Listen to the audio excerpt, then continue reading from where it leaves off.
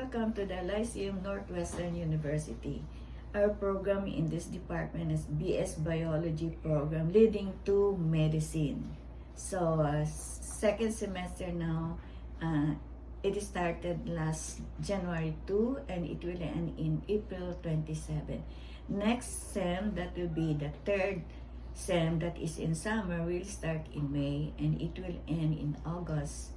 And next, another sem will start again in September to December. And the last term, fourth term, will be first semester of 25-26.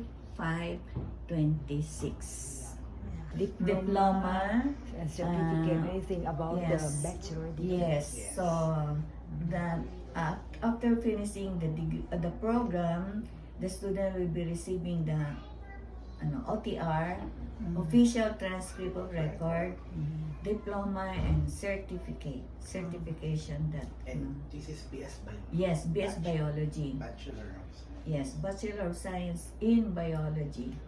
Okay. Thank you. Major Medical Biology. Correct. Okay.